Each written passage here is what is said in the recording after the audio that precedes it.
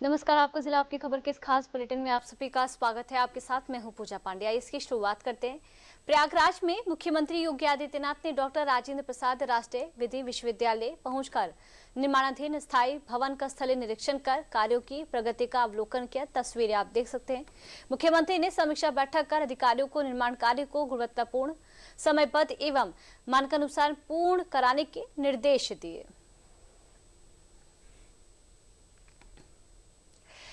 केंद्रीय राज्य मंत्री बीएल वर्मा ने बदायूं के अवंतिका बाई छात्रावास में प्रेस वार्ता के दौरान वीबीजी रामजी अधिनियम को श्रमिकों को सशक्त बनाने की दिशा में ऐतिहासिक पहल बताया है।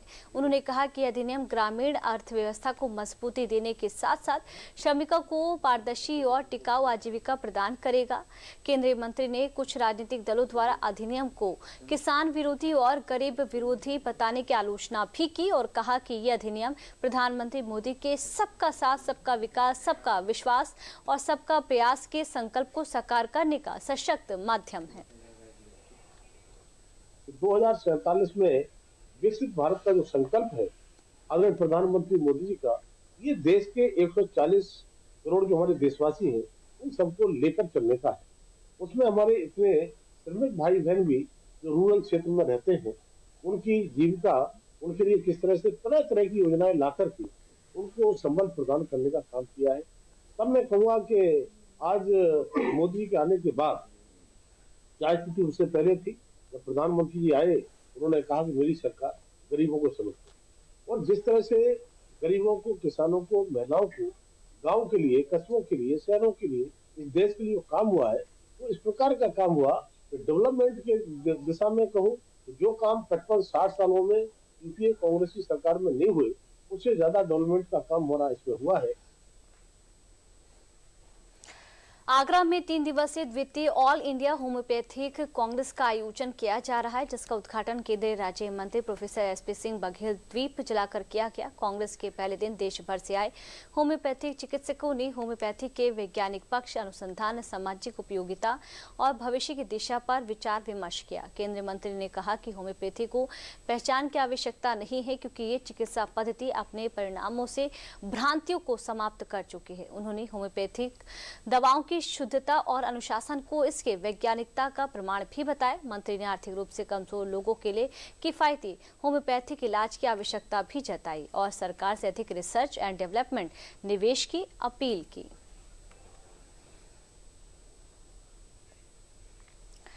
आजमगढ़ जिले में महाकवि एवं स्वतंत्रता संग्राम सेनानी पंडित लक्ष्मी नारायण मिश्र की आदमकद प्रतिमा पर जिलाधिकारी रविंद्र कुमार और अन्य गणमान्य व्यक्तियों ने माल्यार्पण और पुष्पांजलि अर्पित की। इस अवसर पर साहित्यकार और संभ्रांत व्यक्तियों ने उनकी काव्य रचनाओं और स्वतंत्रता संग्राम में योगदान को याद किया।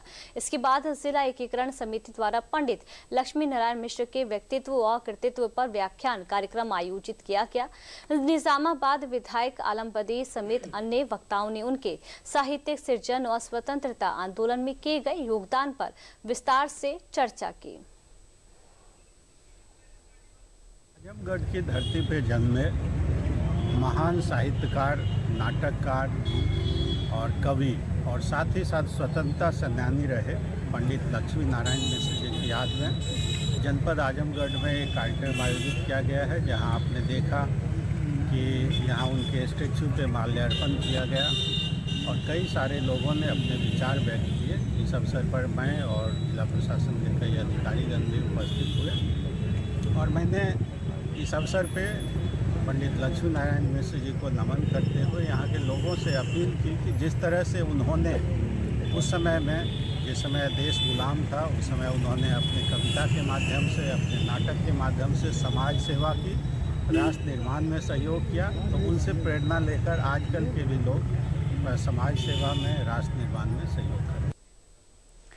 संभल की अनुपमा सिंह, जो पहले सामान्य ग्रामीण महिलाओं की तरह आर्थिक संघर्ष से जूझ रही थी, अब ग्रामीण भारत की आत्मनिर्भरता की मिसाल बन चुकी हैं। मास्टर ऑफ सोशल वर्क से शिक्षित अनुपमा ने गोमय उत्पादन और ब्यूटी पार्लर को उद्यम बनाकर न केवल अपनी आय बढ़ाई है बल्कि 23 महिलाओं को रोजगार भी दिया है। उनका वार्षिक कारोबार अब 25 लाख रुपए तक पहुंच चुका है। गणतंत्र दिवस पर केंद्रीय कृषि मंत्री शिवराज सिंह चौहान के साथ मंच साझा करने का अवसर पाकर अनुपमा सिंह उत्तर प्रदेश की इकलौती महिला होंगी। उन्होंने बताया कि इस उपलब्धि में जिलाधिकारी संभल और अन्य कर्मचारियों का भी महत्वपूर्ण योगदान रहा है। उनकी ये सफलता अब ग्रामीण महिलाओं के लिए प्रेरणा बन चुकी है।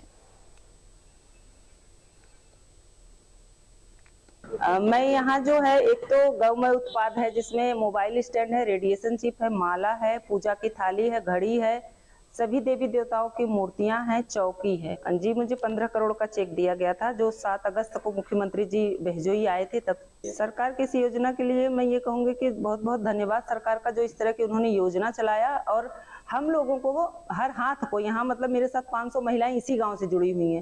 टोटल मेरे पास 400 समूह है, तो आप समझिए कितनी बड़ी मेरे पास जिम्मेदारी है। तो मैं सरकार को धन्यवाद देना चाहूंगी कि उन्होंने ये बहुत अच्छा स्कीम चलाया जिससे हम महिलाओं को रोजगार मिला। कानपुर देहात के अकबरपुर कोतवाली क्षेत्र में धर्म परिवर्तन से जुड़ा एक मामला सामने आया है, जिसमें नवाकांति सोसाइटी नामक संस्था पर आरोप है कि वे गरीब, असहाय और दलित समुदाय के लोगों को योजनाबद्ध तरीके से ईसाई धर्म अपनाने के लिए प्रेरित कर रही थी।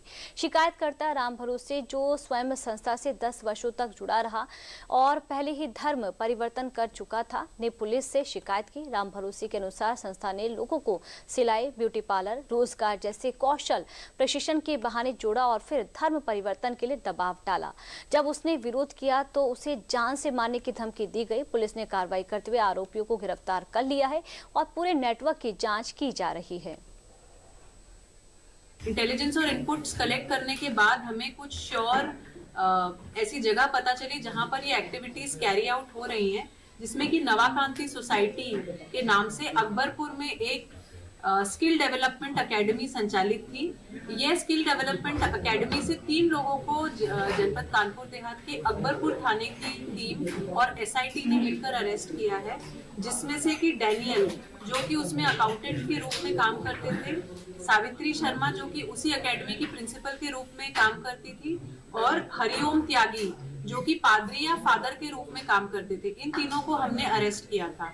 इनकी मोडस ऑपरेंडी यह थी कि ये लोग मैक्रो और माइक्रो लेवल पे अपना जाल फैलाकर भोले भाले लोगों को, जो कि लोअर कास्ट से होते हैं या फिर SC ST होते हैं या लोअर इनकम स्टैंडर्ड से होते हैं, उन लोगों को अट्रैक्ट करने की कोशिश करते थे। हमारे पति की शादी डरवाए धमकाए गए, तो सुबह से गायब हैं, पता नहीं कहाँ निकल गए, घर में अभी तक आए नहीं। कौन डरवा धमका? सोसाइटी, नवाकांति सोसाइटी वाले। वो कह रहे थे धर्म परिवर्तन कराना चाहते थे, हम लोगों को नहीं पसंद आया। ये इन लोगों ने, जो हमारे यहाँ पे हम पढ़ाई करते थे, तो इन लोगों ने हमारे ऊपर धर्म परिवर्तन का झूठा आरोप लगाया, जबकि ऐसा कुछ नहीं है। ये 10 साल पहले हमारे पिताजी काम करते थे नवाकांति सोसाइटी में, उन लोगों ने धर्म परिवर्तन को हमको धमकी दी है, अगर ऐसे नहीं करोगे तो पैसे के लिए बोला है। उत्तर मध्य रेलवे ने अति विशिष्ट रेल सेवा पुरस्कार 2025 में सफलता प्राप्त की है। महाप्रबंधक नरेश पाल सिंह और PCSTE सत्येंद्र कुमार ने रेल मंत्री अश्विनी वैष्णव से 2 प्रतिष्ठित दक्षता शील्ड, टेलीकम्युनिकेशन और सिग्नल एफिशिएंसी शील्ड प्राप्त की। इस पुरस्कार से नेटवर्क में उच्च सुरक्षा मानकों और संचार तकनीक की उत्कृष्टता को मान्यता दी। जहां समारोह में 5 कर्मचारियों को उनके असाधारण योगदान के लिए सम्मानित किया गया। ये पुरस्कार जोन की पेशेवर संस्कृति और उत्कृष्टता का प्रतीक है।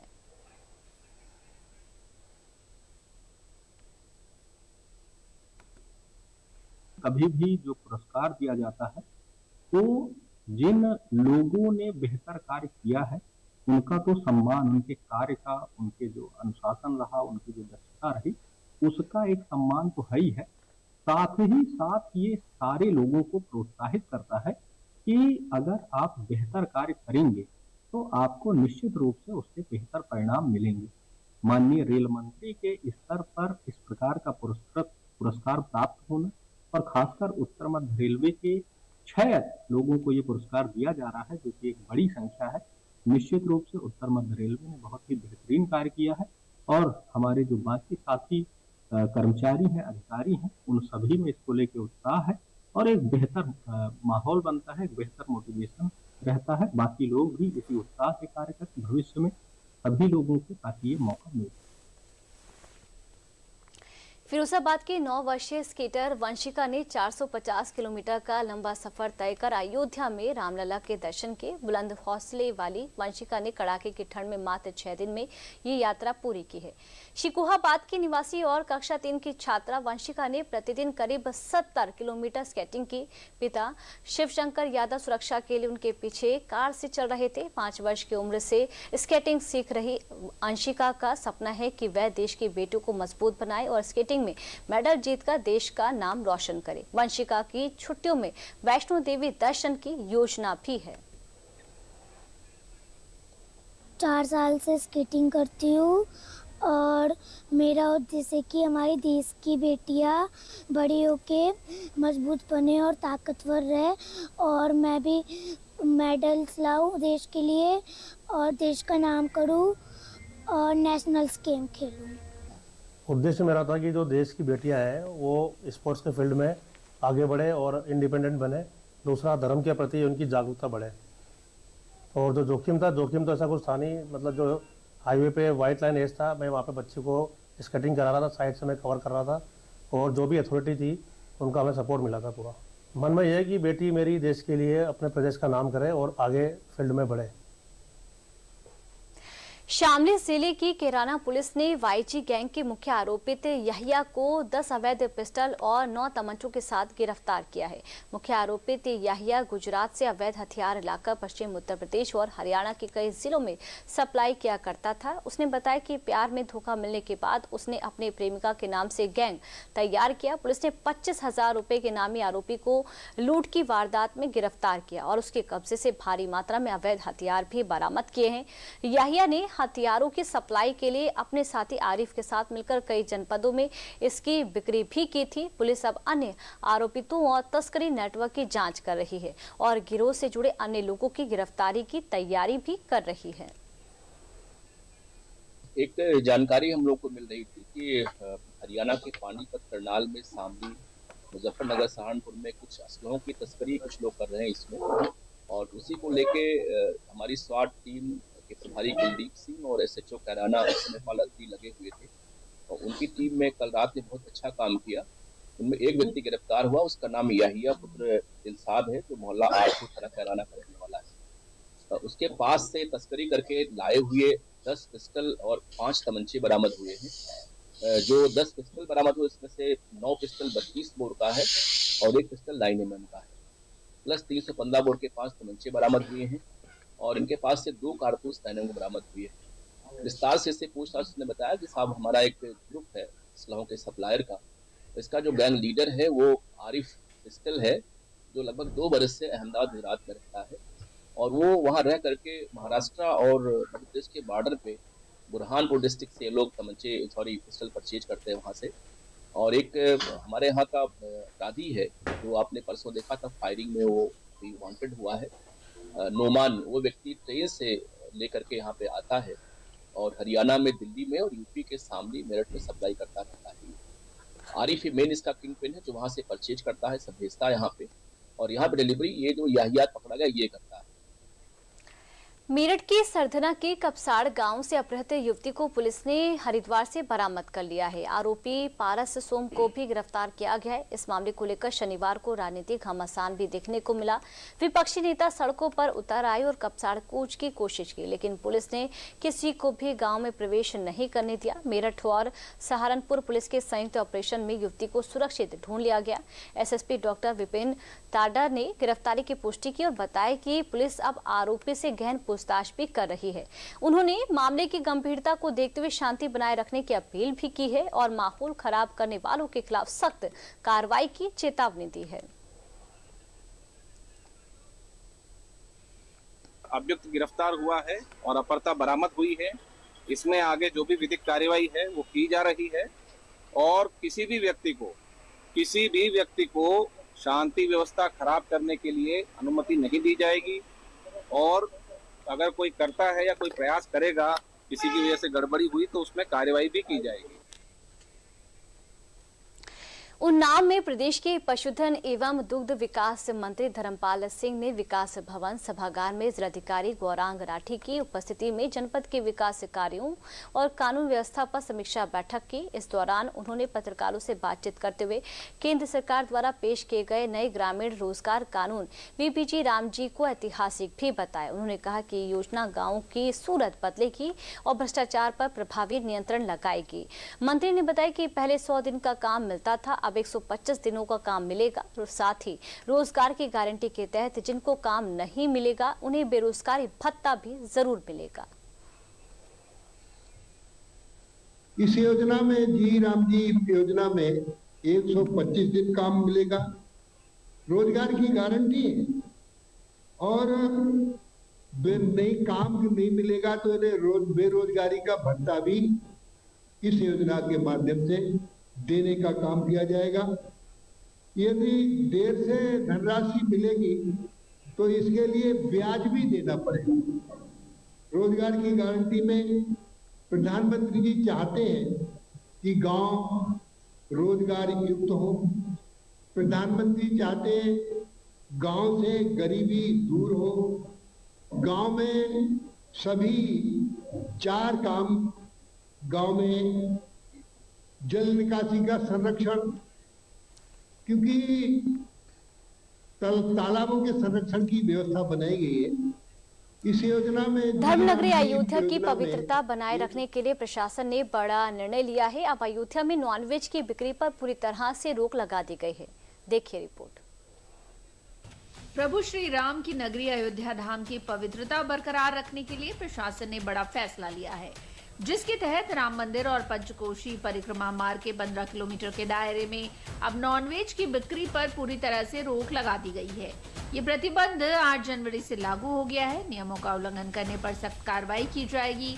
अधिकारियों का कहना है कि ये निर्णय केवल कानून व्यवस्था बनाए रखने के लिए नहीं, बल्कि अयोध्या की सांस्कृतिक और धार्मिक पहचान को बनाए रखने के उद्देश्य से भी अहम है। क्या है पूरा मामला, ये जानते हैं। जिला प्रशासन ने एक कदम लगातार मिल रही शिकायतों और धार्मिक भावनाओं के सम्मान को ध्यान में रखते हुए उठाया है। शिकायत मिली थी कि राम मंदिर आने वाले पर्यटकों को ऑनलाइन नॉनवेज मंगाकर परोसा जा रहा है। ऑनलाइन फूड डिलीवरी कंपनियों के माध्यम से प्रतिबंधित क्षेत्र में नॉनवेज भोजन पहुंच रहा था, जबकि कुछ होटलों और होम स्टे में मांस और शराब परोसने की भी शिकायत आई थी। प्रशासन ने बताया कि प्रतिबंध केवल दुकानों या रेस्टोरेंट तक सीमित नहीं है, बल्कि ऑनलाइन खाना डिलीवरी करने वाली कंपनियों पर भी लागू होगा। इसके अलावा इस दायरे में होटलों, गेस्ट हाउस और होम स्टे भी शामिल हैं।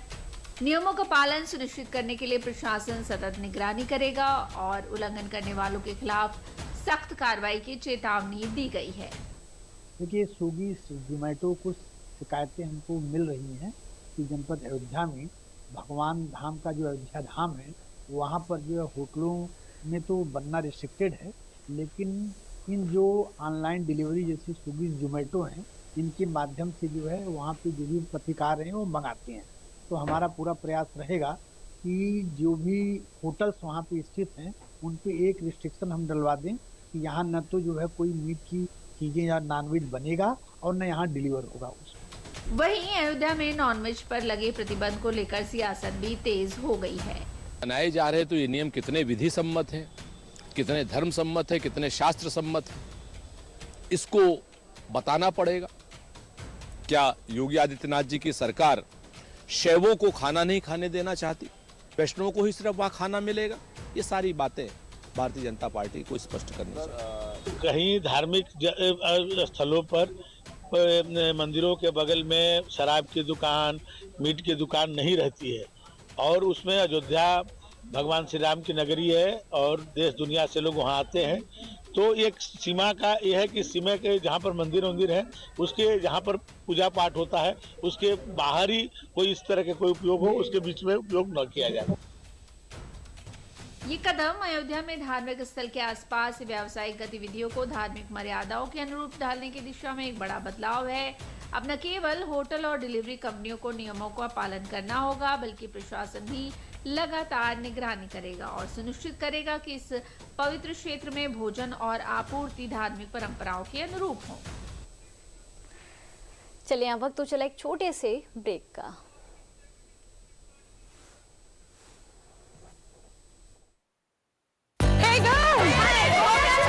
आज तो पार्टी चाहिए। चैंपियन के साथ सेल्फी लेंगे। आइडिया, यही करते हैं पार्टी। Pizza party. ये चल अपना कार्ड और पिन दे। मेरे कार्ड की डिटेल्स मैं खुद ही डालूंगी। आरबीआई कहता है अपना पिन, ओटीपी, सीवीवी या इंटरनेट बैंकिंग पासवर्ड किसी के साथ शेयर ना करें। ऑनलाइन बैंकिंग सिर्फ अपने कंप्यूटर, मोबाइल और सिक्योर नेटवर्क से करें। बाय गर्ल्स, कहाँ जा रही है? सुना नहीं? No sharing. आरबीआई कहता है जानकार बनिए, सतर्क रहिए। ब्रेक के बाद एक बार फिर आप सभी का स्वागत है। यूपी में एसआईआर ड्राफ्ट लिस्ट को लेकर सियासी हलचल तेज हो गई है। 2,89,00,000 वोटर्स के नाम कटने पर अखिलेश यादव ने इसे साजिश करार दिया, जबकि केशव प्रसाद मौर्य ने अखिलेश के बयान को बिहार की हार की हताशा बताया है। देखिए रिपोर्ट। यूपी में एसआईआर के पहले चरण का काम पूरा होने के बाद जारी हुई ड्राफ्ट वोटर लिस्ट पर सियासी विवाद थमने का नाम नहीं ले रहा है। ड्राफ्ट लिस्ट में कटे 2,89,00,000 मतदाताओं के नाम ने यूपी की सियासत में खलबली मचा दी है। सियासतदानों को चिंता इस बात की है कि एसआईआर में जिन वोटरों के नाम कटे हैं वो कहीं उनके पारंपरिक वोटर तो नहीं है। लिहाजा एसआईआर के नाम पर सियासत काम पर जुटी नजर आ रही है। सपा अध्यक्ष अखिलेश यादव ने शनिवार को बाकायदा प्रेस कॉन्फ्रेंस के जरिए एसआईआर के मुद्दे पर आरोपों की बरसात की है। चुनाव आयोग के माध्यम से और भारत सरकार की एक्साइज के बाद जो डिफरेंस नजर आ रहा है, वो डिफरेंस इतना नजर आ रहा है कि लग रहा है कि कोई न कोई साजिश षड्यंत्र चल रहा है। वोट पीडीएस समाज का काटने का और अपना वोट बढ़ाने का। जब एक प्रतिष्ठित अखबार में ये बात आई कि सरकार ने ये निर्देश दिए हैं, पहले दिन से समाजवादी पार्टी ने कहा ये एसआईआर नहीं है, एसआईआर के बहाने एनआरसी करने जा रहे हैं। जो काम होम डिपार्टमेंट का था, होम डिपार्टमेंट ने वो काम चुनाव आयोग से करवाया है। सपा प्रमुख अखिलेश यादव ने मतदाता सूची को लेकर बीजेपी और चुनाव आयोग पर निशाना साधा तो यूपी के डिप्टी सीएम केशव प्रसाद मौर्य ने अखिलेश के बयान को बिहार की हार की हताशा करार देते हुए तीखा पलटवार किया। अखिलेश यादव जी बिहार जब से हार के आए हैं, उनका मानसिक संतुलन बिगड़ा हुआ है। अच्छे से इलाज करावें, 2027 में और बुरी हार हारने वाले हैं। बहुत संख्या उनके सदस्यों की सीमित होने वाली है, क्योंकि जनता को गुमराह करके एक बार तो चुनाव जीता जा सकता है, बार बार नहीं जीता जा सकता। 24 के लोकसभा चुनाव के बाद हरियाणा विधानसभा जीते, महाराष्ट्र विधानसभा जीते, दिल्ली विधानसभा जीते, बिहार विधानसभा जीते, पश्चिम बंगाल विधानसभा जीतने जा रहे हैं। इसलिए 27 में यूपी में बहुत बड़े पैमाने पे कमल खिलेगा। बहरहाल अब राजनीतिक दलों के पास करीब 1 महीने का वक्त बचा है। इस दौरान दावा आपत्ति की प्रक्रिया के जरिए छूटे हुए वोटरों का नाम वोटर लिस्ट में जुड़वाया जा सकता है। वहीं अपात्र मतदाताओं का नाम आपत्ति लगाकर कटवाया भी जा सकता है। कानपुर में नाबालिग से गैंगरेप मामले में पुलिस ने कार्रवाई तेज कर दी है। फरार आरोपी दरोगा पर पुलिस ने 50,000 रुपए का नाम भी घोषित कर दिया है। पुलिस की 4 टीमें आरोपी की तलाश में भी जुटी हुई हैं। देखिए रिपोर्ट। कानपुर में नाबालिग से कार में अपहरण कर गैंगरेप मामले में पुलिस ने फरार आरोपी दरोगा पर इनाम घोषित किया है। 2 दिन से अधिक समय तक आरोपी की गिरफ्तारी न होने पर पुलिस कमिश्नर के निर्देश पर आरोपी दरोगा पर 50,000 रुपए का इनाम घोषित किया गया है। 14 वर्षीय नाबालिग से गैंगरेप मामले में भीमसेन चौकी प्रभारी दरोगा अमित मौर्य की सीधी भूमिका सामने आई है। ये घटना सचंडी थाना क्षेत्र की है और वारदात के बाद से आरोपी दरोगा फरार है। जो सचंडी में जो वहाँ भीमसेन चौकी पे के जो चौकी प्रभारी थे, उनको निलंबित कर दिया गया है, क्योंकि ये पाया गया कि जो पीड़िता थी वो चौकी पे आई थी और उनके द्वारा त्वरित कार्रवाई नहीं की गई थी, इसमें लापरवाही बरती गई थी।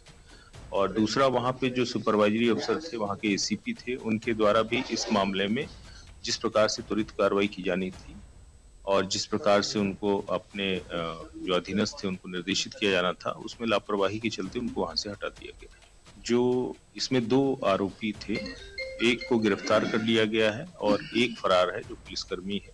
इस पे 50,000 रुपए के इनाम घोषित किया गया। और अब कानपुर में हुए नाबालिग से गैंगरेप का पूरा मामला भी जान लेते हैं।